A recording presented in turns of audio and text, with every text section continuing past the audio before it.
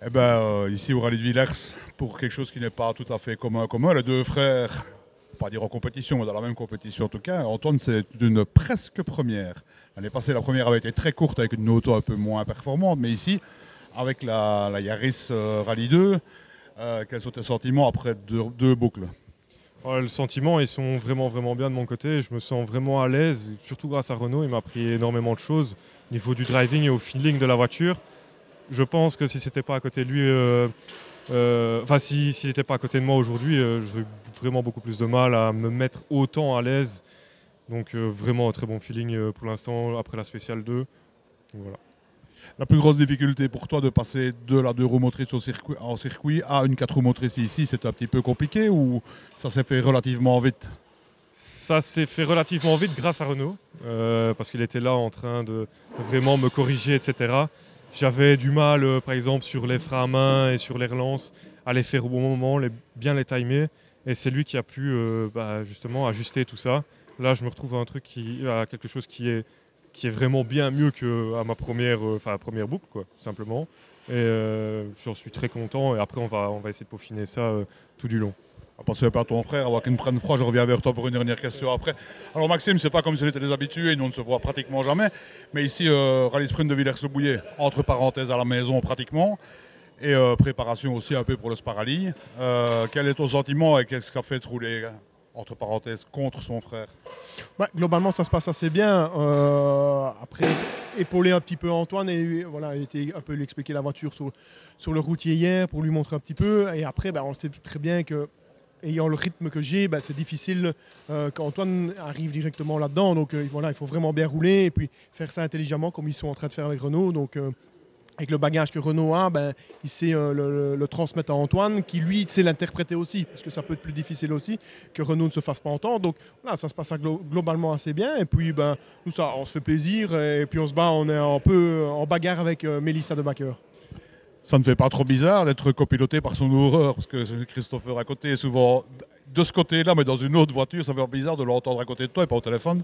Oui, c'est différent. Oui, on s'appelle souvent. J'essaie de l'avoir parce que le Didier conduit, donc il ne peut pas avoir le téléphone.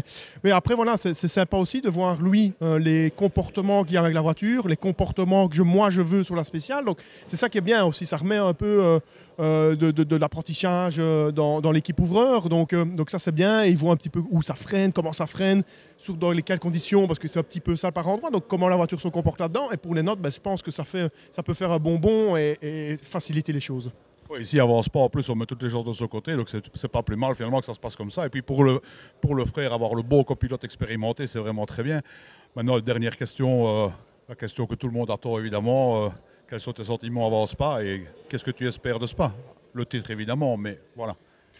Globalement, on va refaire comme l'année passée, comme cette année, c'est démarrer, faire déjà des bonnes recos et puis essayer de bien démarrer le rallye. On sait que parfois, de temps en temps, on a un peu du mal sur les premières spéciales. Il faut essayer de bien démarrer. On a bien réussi à faire ça au Is, donc on va essayer de faire ça à Spa. Comme je disais tantôt, j'ai analysé un peu le Spa Rally.